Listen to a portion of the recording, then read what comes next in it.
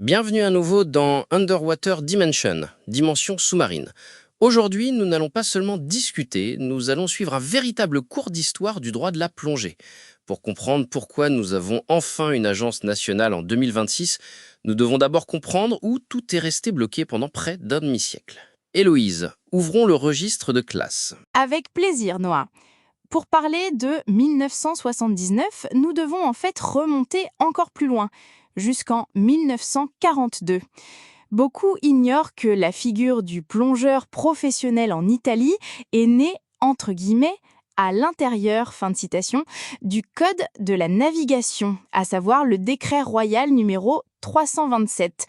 À l'époque, on ne parlait pas de somozzatori, mais de palombari, ces scaphandriers à casque. Exactement. Les articles 114 et 116 de ce code parlaient des scaphandriers en service local. C'était l'époque des casques en cuivre, des bottes en plomb et de l'air pompé à la main, depuis la surface. La loi de 1942 et le règlement de 1952 définissaient le plongeur comme un ouvrier portuaire. Il n'était pas du tout un technicien spécialisé au sens moderne, mais une force de travail liée au quai. Le premier grand tournant arrive avec le décret ministériel du 13 janvier 1979. C'est ici que s'opère la transformation terminologique. Le ministre de la Marine marchande décide que le mot palambaro est obsolète. La catégorie des plongeurs en service local, OTS, est officiellement née.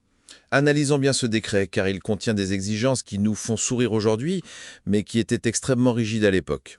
L'article 3 stipulait que pour s'inscrire au registre de la capitainerie, il fallait avoir entre 18 et 35 ans. Seulement 35 ans. Si vous en aviez 36, pour l'État, vous étiez déjà trop vieux pour commencer. Et n'oublions pas les critères de santé. Citation. Saine et robuste constitution. Fin de citation. Pas de problème cardiovasculaire, neurologique ou psychique, mais la vraie perle est l'exclusion explicite pour les personnes dépendantes à l'alcool ou pour les obèses. C'était une sélection presque militaire et qui se heurtait toutefois à une réalité formative encore précaire. Nous arrivons ici au point crucial de la leçon, l'article 3, paragraphe 6. La loi exigeait un diplôme de plongeur professionnel ou d'expert technique en travaux sous-marins, délivré par des instituts d'État ou des écoles légalement reconnues. Mais quelles étaient ces écoles ? À l'époque, elles étaient très peu nombreuses et la formation se faisait souvent sur le tas ou par le biais de la marine militaire, un décalage flagrant entre la norme et la réalité. Le problème fondamental du décret ministériel de 1979, cependant, n'était pas seulement la formation, mais la limite opérationnelle. L'article 2 était clair.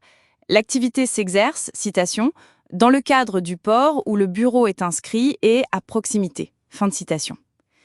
Imaginez la scène. L'industrie pétrolière commençait à découvrir des gisements offshore, l'ENI et Saipem avaient besoin d'hommes capables de descendre à 100 mètres de profondeur en pleine mer, et la loi italienne répondait en parlant de services portuaires. C'est un paradoxe technico-juridique. L'OTS de 79 était, selon la loi, un travailleur portuaire. Mais le marché réclamait des techniciens industriels. Cette divergence a créé une zone grise qui a duré des décennies. Alors que le monde courait vers la plongée à saturation, les mélanges Heliox et les standards IMCA, l'Italie restait ancrée à un décret qui ne prévoyait que la plongée à l'air et les carnets de plongée papier. Puis il y a eu les intégrations des années 80. En 1981 et 82, l'État a dû mettre à jour le décret pour permettre l'inscription des citoyens de la communauté économique européenne. C'était le premier signe que le marché du travail sous-marin s'internationalisait. Pourtant, malgré ces pansements normatifs, le cœur du problème demeurait l'absence d'un parcours de formation standardisé et moderne. Faisons un bond en avant pour voir comment ce système a commencé à se fissurer. Nous arrivons aux années 2000, la technologie a fait des pas de géant, mais la loi est toujours de 79. En 2006, le tribunal administratif Tard du Latium intervient. Un arrêt historique annule la limite des 35 ans pour l'inscription, la qualifiant de discriminatoire. C'est le premier signe que l'ancien régime s'effondrait sous le poids des temps nouveaux. Et ce n'est pas tout. En 2015, une réponse du ministère du Travail clarifie un point fondamental.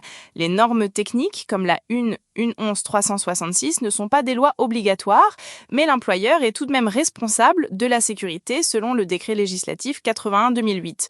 En pratique, l'État disait aux entreprises « N'attendez pas que la loi de 79 se mette à jour, c'est à vous de garantir la sécurité de vos plongeurs en utilisant les meilleures technologies disponibles ». Dans cette leçon, nous avons compris que le décret ministériel du 13 janvier 1979 a été un pilier nécessaire, mais qu'il est vite devenu une cage.